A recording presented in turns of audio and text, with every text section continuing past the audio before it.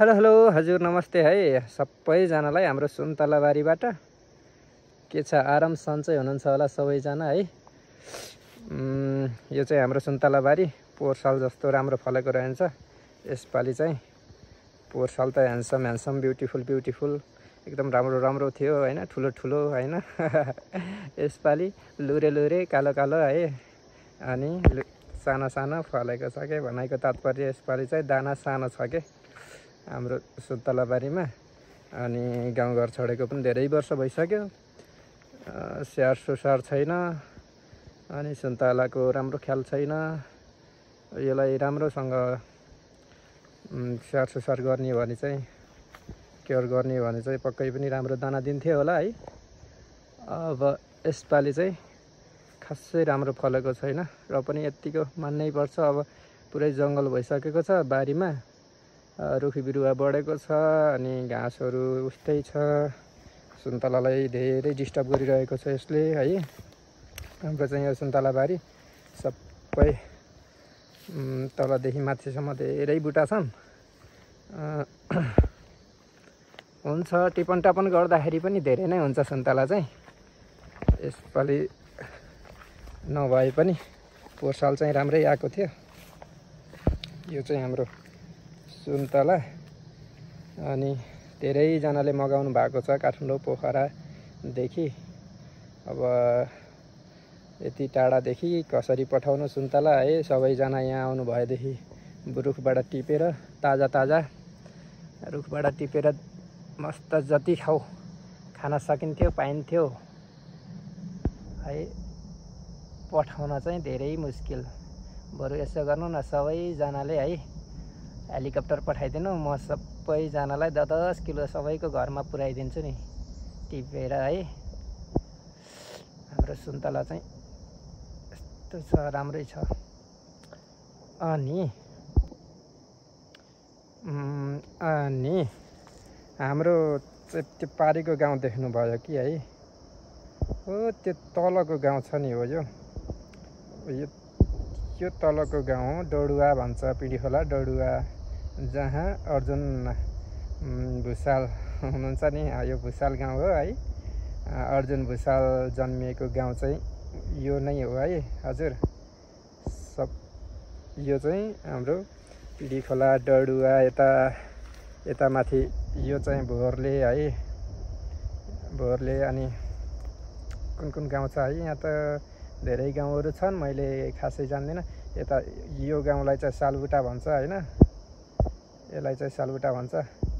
म पनि 10 कक्षा पढ्ने बित्तिकै बजार सहर छिरेको मान्छे, खासै थाहा छैन कुन गाउँ कहाँ, गाउँको नामदेखिहरू खासै केही चाहिँ मलाई ज्ञान चाहिँ छैन है यो बारेमा, सरी। गाउँहरू यहाँ चाहिँ धेरै छन्। अनि हाम्रो गाउँ चाहिँ यस्तैतिर छ। यो स्याङ्जा है, स्याङ्जा पिडीखोला भन्छ। हाम्रो अर्जुन भुसाल दाइले सरले भन्नुभएको थियो नि, म चाहिँ स्याङ्जा डोडुवाको मान्छे हो भनेर। म चाहिँ यही ठाउँको मान्छे हो। अनि सुन्तला चाहिँ खान चाहनुहुने जति सबैजनालाई अनुरोध छ कि है, आउनुहोस् है एकपटक हाम्रो गाउँ डुल्नु पनि हुन्छ, रमाइलो पनि छ। खेतीयोग्य जमिन छ यहाँ। अब खेती लगाउन छोडिसक्नुभयो धेरैजनाले, पुरै जङ्गल भइसक्यो, बाँझिसक्यो। जस्तो हाम्रो यहाँ छ, यो पुरै बाँझियो। यही खेती लगाएर हामी पढ्यौँ बढ्यौँ हुर्क्यौँ।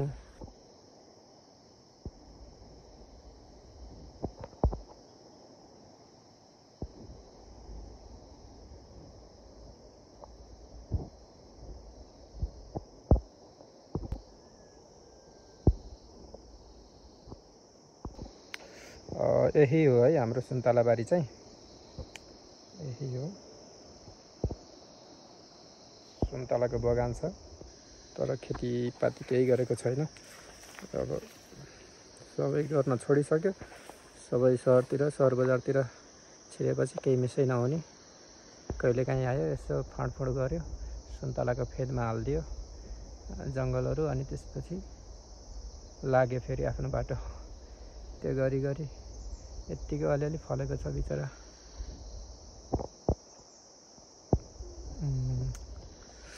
हाम्रो सुन्तला बारी चाहिँ यही हो है।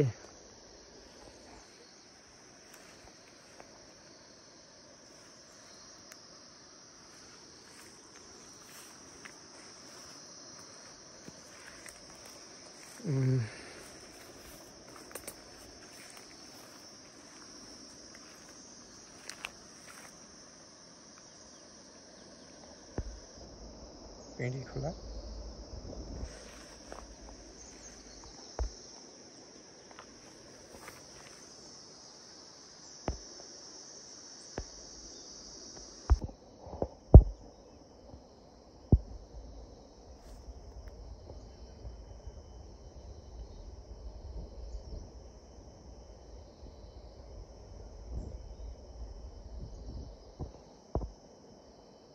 सुन्तला चाहिँ राम्रो कलर आएको छ, राम्रो फलेको छ, पाकिसक्यो, अहिले छिटै पाक्यो।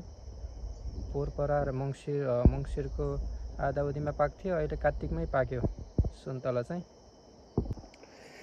हजुर, अर्जुन भुषाल दाइले, अर्जुन भुषाल सरले चाहिँ भन्नुभएको थियो नि, म पिडी खोला डडुवामा जन्मिएको मान्छे हो भनेर। यही गाउँ है, डडुवा चाहिँ यही गाउँ हो अर्जुन भुषाल सरको गाउँ चाहिँ। अनि